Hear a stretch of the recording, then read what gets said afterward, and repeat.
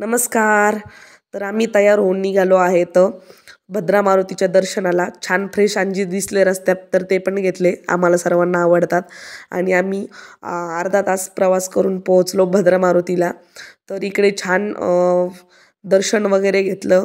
आतमध्ये मोबाईल नेण्यास म्हणजे घेऊन जाऊ शकतो आपण, पण शूटिंग करण्यास तसं मनाई आहे. त्यामुळे मी आतमध्ये म्हणजे तुम्हाला देवाचं इकडे आतमधला गाभारा दाखवला आहे, पण मूर्ती नाही दाखवू शकत आहे, कारण की इकडे तसं अलाउड नाही आहे. थोड्या वेळ बसल्यानंतर मग आम्ही दर्शन वगैरे घेतलं. आणि खूप दिवसांपासून इच्छा होती तिकडे जायची. या मुलाकडून मी एक गळ्यातला नेकलेस पण घेतला. असं बाहेर कुठेतरी गेल्यावर काहीतरी खरेदी करायला मला आवडतं. आणि इकडे आम्हाला हे आमचे जुने फॅमिली फ्रेंड मिळाले, तर त्यांच्यासोबत थोड्याशा गप्पा मारल्या, थोडंसं लिंबू पाणी घेतलं आणि आम्ही पुन्हा पुढच्या रस्त्याला लागलो आम्ही रस्त्याला म्हणजे घृष्णेश्वराच्या दर्शनाला.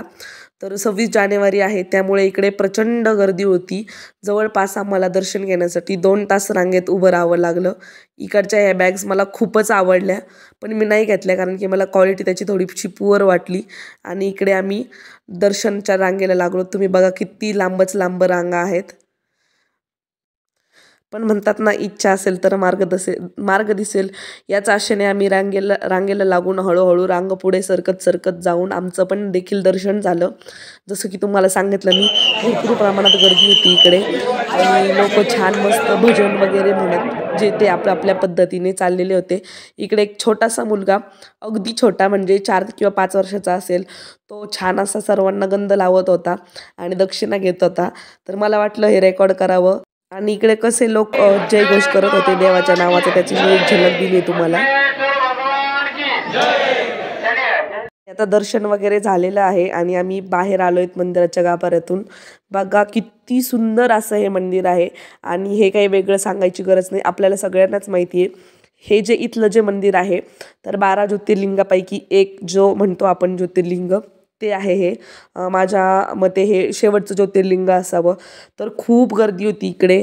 आणि इकडे फोटोसाठी तिकडे आत्ता जस्ट तुम्ही जो बघितला तो त्रिशूल होता. आणि सगळ्या लोकांचं एकच एक चालू होतं इकडं की फोटो काढणं. जाऊ दे, तो तर आता ट्रेंडच आहे लोकांमध्ये. आपण पण येतो, आपल्याला पण भरपूर छंद आहे फोटो काढण्याचा. तर इकडे दर्शन वगैरे झाल्यानंतर एक फोटो वगैरे एक म्हणजे बरेचसे काढले आणि आम्ही निघालोत. शॉपिंग केली इकडे पण थोडीशी. गळ्यातलं नेकलेस वगैरे घेतलं. एक जपमाळ घेतली मी माझ्यासाठी. इकडे भरपूर असे दुकानं होते, भरपूर अशी गर्दी होती. आणि इकडचं दर्शन वगैरे झाल्यानंतर आटपून आम्ही पुन्हा पुढे निघालो. तर पुढे कुठे, तर आम्ही वेरूळची लेणी, ज्याला की एलोरा केव्स म्हणतात, हे बघायला गेलो होतो. आता आम्ही इकडे पोहोचलेलो आहे. आणि इकडे पण सेम टू सेम प्रचंड गर्दी. तर तिकीट घेतलं आणि आम्ही निघालो. आणि हल्लीच इकडे आता इकडे एक वेगळ्या प्रकारच्या रिक्षा पण चालू झाल्यात, डिस्टन्स थोडा जास्त असल्यामुळे जाण्यासाठी. पण आम्ही घेतली नाही कारण की भरपूर गर्दी होती आणि खूप जास्त ऊन होतं. तर आम्ही इकडे आता लेणीपर्यंत पोहोचलो आहे चालत चालत. आतमध्ये कसं काय वगैरे आहे ते पण मी तुम्हाला सगळं दाखवलेलं आहे. तर आता इकडे आतमध्ये एंटर केले. आणि ही जी लेणी आहे, हा जो मध्यभाग आहे जिथून मी चालत गेले, तिकडे उजव्या बाजूला आणि डाव्या बाजूला असा एक स्तंभ आहे. दोन्ही बाजूंना आहे, दोन्ही बाजूंना एक एक हत्तीचा दगडाची मूर्ती आहे. आणि इकडे बघा किती सुंदर असं कोरीव काम आहे. असं म्हटलं जातं की ही वेरूळची लेणी आहे ती वर शिखरापासून पायापर्यंत अशी कोरलेली आहे. आणि हे बघा वरती जे असं व्हाईट व्हाईट कलरमध्ये दिसतंय ना, तर ह्या इथल्या पेंटिंग्स आहेत. तर हे 14व्या शतकाच्या अगोदरचं आहे. तर याला 3 वेळा पेंट केलेलं होतं. हा जो वरती जो दिसतोय हा 3रा टाईमचा पेंट आहे. म्हणजे याच्यात आणखी पण थोडीशी डिझाईन वगैरे दिसतीये. देन त्यानंतर इकडे आतमध्ये जेव्हा आपण शिवलिंगाकडे जातो, तिकडे आतमध्ये पण असे स्तंभ आहेत आणि त्याला खूप सुंदर असं बारीक कोरीव काम आहे. त्याच्यात नक्षीकाम आहे, मोर वगैरे कोरलेले आहेत. आणि इथे पण आतमध्ये वरती पेंटिंग्स होत्या. आणि आत्ता जस्ट तुम्हाला जे याच्या बॅक साईडला जे आहे तिकडे मंदिर होतं. आणि इकडे बघा, ही माझ्याकडे 20 रुपयाची नोट आहे आणि त्याच्यावरचा जो फोटो आहे तो आहे एक्झॅक्ट या अँगलने घेतलेला. तुम्ही गेल्यानंतर पण हे नक्की ट्राय करून बघा. 20 रुपयाची फोटोवर जो आपला एलोरा केव्हचा फोटो आहे तो एक्झॅक्ट या अँगलने घेतलेला आहे.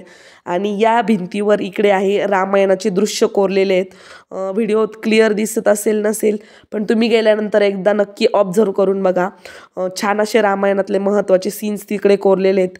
आणि ह्या इकडे आम्हाला मिळाले आमचे पाहुणे. तर कोइन्सिडन्स होता, ते पण इकडे फिरायला आलेले होते आणि आमची आणि त्यांची भेट झाली. आणि ह्या लेफ्ट साईडच्या दुसऱ्या साईडच्या भिंतीवर आहे महाभारताची दृश्य कोरलेली आहेत. तर इथे भरपूर आहे बघण्यासारखं, पण मी यापूर्वीही बघितलेलं आहे, त्यामुळे आम्ही फक्त एवढी मेन लेणी बघितली. आणि इकडे वरती आतमध्ये खूप मोठ्या साईजचं एक शिवलिंग आहे. तर दर्शन घेऊन बाहेर आल्यानंतर इकडे हे असे स्टोन्सच्या काही वस्तू होत्या विकायला. तर ते जे आत्ता झाड होतं ते लकी असतं म्हणतात वास्तुशास्त्राच्या दृष्टीने. तर मी फक्त विचारलं, घेतलं काही नाही. आणि इकडे वेरूळ लेणीला बाय बाय बोलून आता आम्ही चाललोय. तर इकडे मी आता वाळूजमध्ये आलेली पुन्हा, आणि इथे मी 3 वर्षानंतर पाणीपुरी खातीये. मला इथली पाणीपुरी प्रचंड आवडते. जेव्हा मी प्रेग्नंट होते तेव्हा मी रोज ही पाणीपुरी खायचे आणि मी पाणीपुरी खूप मिस करायचे. मी निघतानाच ठरवलेलं की मी इथं पाणीपुरी खाणार जाऊन. आणि इकडे मी तुमच्यासोबत माझे 1-2 फोटो शेअर केलेत. पुन्हा भेटूया एका नवीन व्हिडिओसोबत. बाय.